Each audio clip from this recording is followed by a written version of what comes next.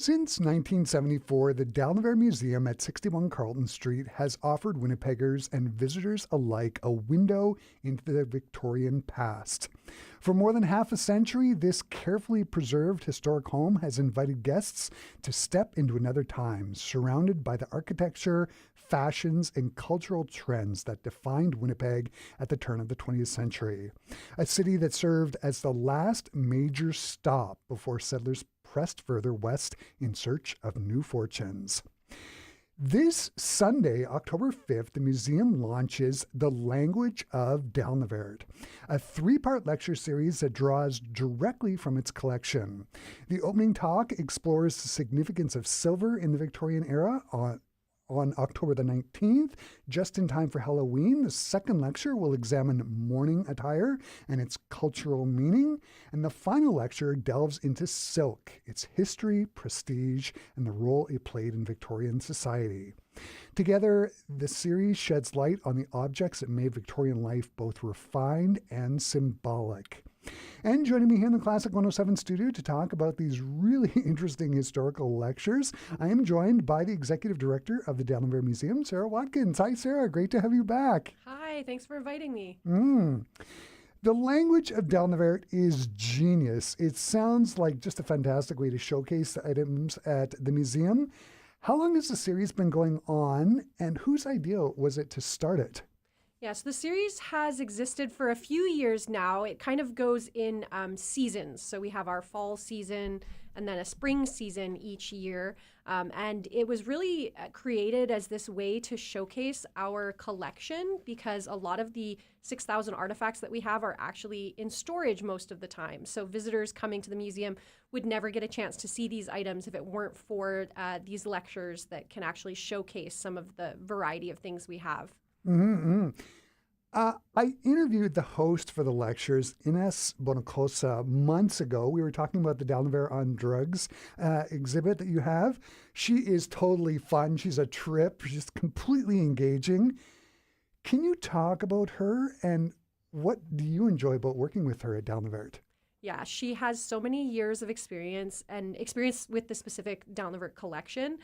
So the last 10 years plus, she's been working with this collection. So she knows it like the back of her hand. She knows all of the amazing artifacts. She can tell you off the top of her head often, the history of something or, why it's important. And she just has so much passion. If you come to one of these lectures, she's funny.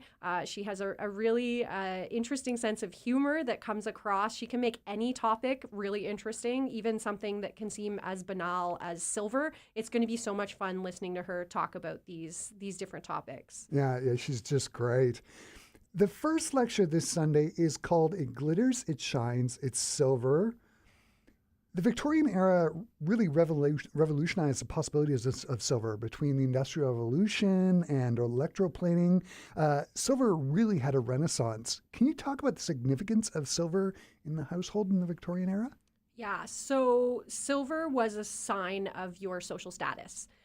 So the wealthier you were, the more silver you might have, the better quality silver you might have as well, coming from specific silversmiths that had, long traditions. Their name meant something, kind of like the brand name that we maybe now, might think of something like Nike, but for them, they knew their silversmiths, and that would really show your wealth. But of course, the middle class was rising during the Victorian period, and with the advances in technology, silver was becoming more available, and more households did have access to it.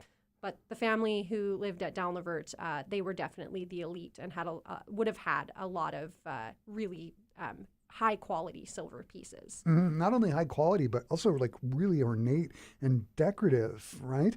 Can you talk about some of the items that Ines will be showing at Sunday's lecture? Absolutely. We have over 400 silver artifacts in our collection. So obviously she's not going to bring all of them out. I don't want to spoil exactly what she's going to pull from the collection, but we do have some really great pieces that you could even see if you just come for a visit. My favorite one is actually a little tussy mussy that is it's like a small cone of silver that's very decorative with birds and nests on it that you would put flowers in. So young women would carry these.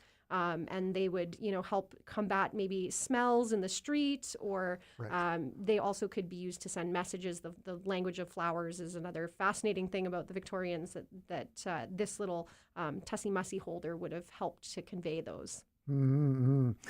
So that's It Glitters, It Shines, It's Silver. That lecture is happening this Sunday at 1:30 p.m. Then on the 19th, you're hosting Dress to Grieve. It's perfect. It's just in time for Halloween. When I was prepping for the interview, I took a deep dive into this. It's surprising. It's really fascinating. Apparently, Queen Victoria, from what I understand, played an important role in the grieving process. She grieved her husband, Albert, for 40 years. Can you talk about some of the trends that she helped to create in Victorian mourning dress? Yeah, it was a big deal in the culture. There were a lot of strict rules around mourning, particularly for women. Men often had it a little bit easier because for men, if their wife, say, died, they were expected to marry relatively quickly so that if they had children, they could have the children looked after and that kind of thing. But women, on the other hand, it would sometimes go as long as 2 years that you were in mourning, and there were different stages. So at first you would be in full mourning. You couldn't even wear anything shiny. It all had to be black, flat black. And then as you kind of came out of that, you would have black, but maybe with some sequins or a shinier material. And then in half mourning, you could start to wear some muted colors, browns, dark blues, but nothing too vibrant, nothing too ostentatious, still showing that, respect for the deceased through these dark colors. But the thing that's really interesting that Inez is going to talk about is how this became an industry. So we don't often think about that, but there were stores that were dedicated just to mourning clothes, that you would go in the store. And it's a weird thing for us to think about now with how we relate to death. But the Victorians were a lot closer to death oftentimes, and so it was a little bit of a different cultural influence.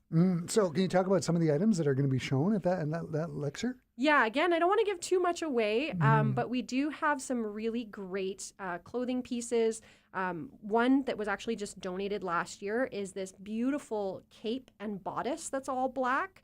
And it came from a local woman here in Manitoba who's, I think it was her grandmother or maybe her great-grandmother, who had owned a boarding house. And the clothing actually belonged to this woman. We have the whole history of the person who it belonged to, and it just has so much meaning behind it. And to think, this was purchased and worn in, memorial of someone who passed away is really an interesting story, an interesting piece of Manitoba history. Absolutely. And I mean, everything was subdued, including jewelry and hair pieces for women. Are there going to be some of those examples that Ines will be showing as well? Yeah. So again, I don't want to give too much away. You have to come to the lecture to see. We do have quite a lot of different items for her to choose from. And so you'll get to see a variety of different things that went into the mourning clothing. Yeah. So that is Dress to Grieve, and that's happening on October the 19th at 1:30, right? Correct. The last lecture is called About the Queen of Fabrics, Silk. This lecture is happening on November the 23rd.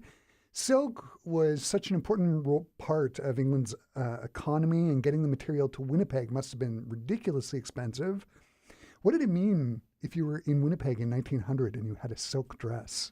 So again, this is a symbol of the elite, right? The richer you are, the more silk clothing you're going to have. In general, people had less clothing back then than we do nowadays. They weren't big, huge walk-in closets, but the silk was that status symbol again, often used for the women's clothing, dresses, things like gloves, but also decorative items too.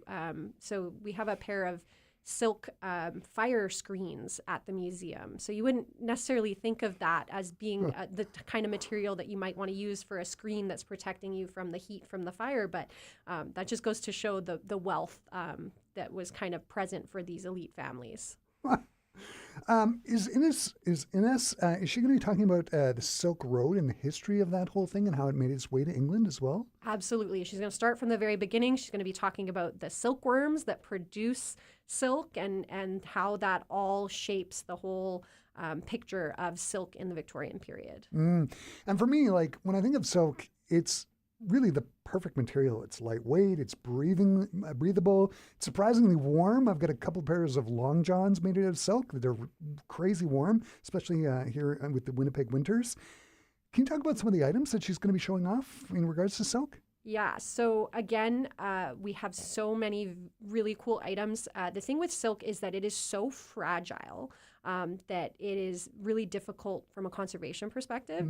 So she's going to be bringing out some items that maybe come out once every 3 or 4 years. In particular, there is what's called a piano scarf. It's kind of a decorative piece of silk that would go on top of a piano that is beautifully embroidered. It's this beautiful pale yellow. So that scarf hasn't been out of storage in 3 years. So that's going to be a real highlight. She's also got some clothing items. There's a silk trousseau, which is like a nightgown and bloomers.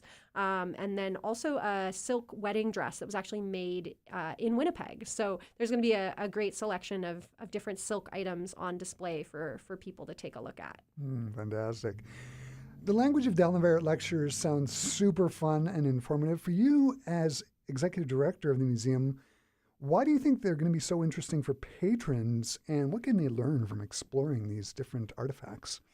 I think when we learn about history, it's best to do it through artifacts. It's easy to pick up a textbook or watch a movie, but when you actually come and see the physical items from the past, these are items that are, 100 plus years old, you can really build that connection to the past in a way that you just can't do through other mediums. And I think adding that to the charisma and knowledge that Inez brings to these talks, it just creates the perfect recipe for this deep learning that will really help people appreciate the history and appreciate how that history impacts us even to this day. Absolutely. Sarah, this has been super fun having you back here in studio. The Language of Dalnavert lectures as presented by Inez Bonacosa are going to be amazing. Thanks so much for taking the time to stop by our Classic 107 studio and talk to me today. It's been great. Thank you. For our Classic 107 listeners, the Language of Dalnavert lectures happen this Sunday, October 5th, Sunday, October the 19th, and Sunday, November 23rd. All the lectures are at 1:30 p.m. For more details, go to friendsofdalnavert.ca or go to classic107.com. I've embedded a direct link to the event page you can find in the article about the lectures that is up there now. Sarah, thanks again.